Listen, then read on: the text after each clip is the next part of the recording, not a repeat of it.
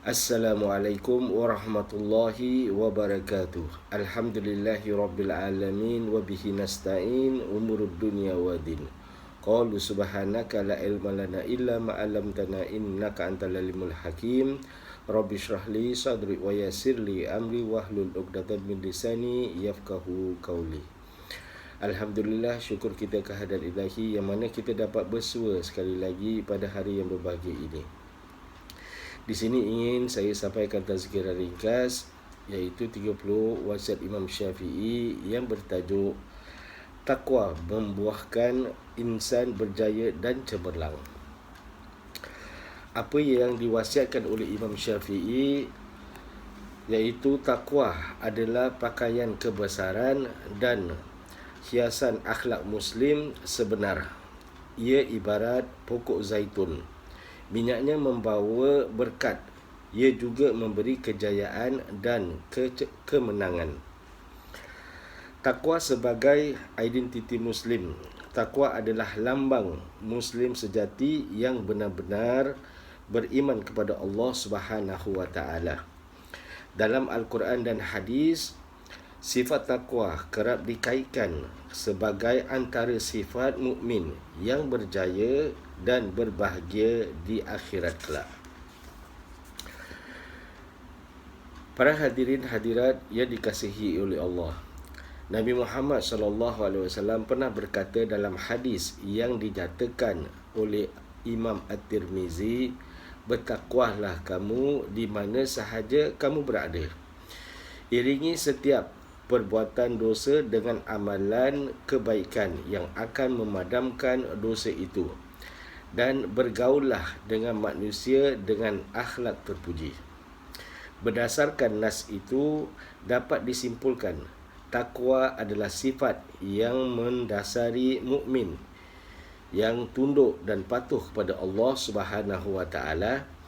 Ia tidak dapat dipisahkan daripada setiap detik kehidupan mukmin. Malah takwa adalah lambang ketebalan iman dan simbol keteguhan Islam yang terpahat dalam hati seorang Muslim. Walaupun begitu, terdapat umat Islam yang belum memahami pengertian sebenar dan kepentingan takwa dalam kehidupan ummah. Nabi Muhammad SAW mendefinisikan takwa dalam hadis yang dinyatakan oleh At-Tabrani, sesiapa yang menyebut kalimah tiada Tuhan yang berhak disembah melainkan Allah dengan ikhlas, pasti dia dapat masuk syurga. Kemudian baginda ditanya, apakah maksud ikhlas itu? Baginda menjawab, iaitu kamu memelihara diri kamu daripada melakukan larangan Allah Subhanahu wa Ta'ala. Ringkasnya, takwa mengikut pengertian Al-Quran dan Hadis adalah menunaikan segala amalan yang difardukan oleh Allah Subhanahu wa Ta'ala dan meninggalkan segala yang diharamkan. Ini adalah pengertian umum takwa yang sekurang-kurangnya perlu diketahui dan dihayati oleh umat Islam supaya dapat dilaksanakan dan diterjemahkan dalam kehidupan. Ibnu Abbas pernah menyatakan orang bertakwa itu adalah mereka yang sentiasa beringat kepada siksaan Allah Subhanahu wa Ta'ala apabila meninggalkan segala perintahnya. Oleh itu, mereka tidak akan meninggalkannya, sebaliknya melaksanakan perintahnya dengan penuh kepatuhan dan ketulusan serta sentiasa mengharapkan rahmat dan keredaannya dalam semua urusan yang diperintahkan olehnya. Takwa adalah ilmu pengurusan diri. Pada masa lain, Saidina Umar bin Khattab radhiyallahu anhu pernah bertanya kepada Ubay bin Ka'ab berkenaan pengertian takwa. Ubay pun mengemukakan soalan kepada Umar, adakah tuan pernah melalui jalan yang penuh duri? Saidina Umar radhiyallahu anhu berkata, tidak pernah. Lalu Ubay memberikan penjelasan dengan berkata, sudah tentu kita akan cuba mengelakkan daripada terpijak duri apabila melalui jalan itu. Begitulah makna takwa, dengan kita mengelakkan diri daripada melampaui batasan Allah Subhanahu wa taala.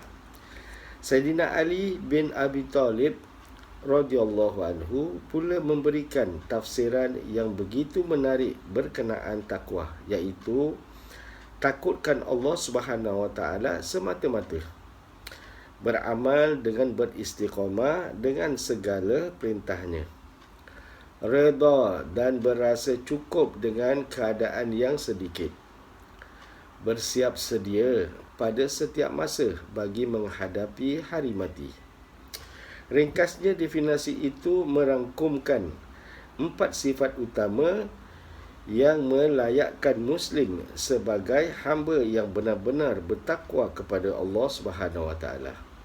Oleh itu, kita dapat menyimpulkan takwa itu lebih kepada maksud pemantapan dan mengukuhkan akidah ataupun ilmu pengurusan diri kepada Allah Subhanahu wa taala semata-mata.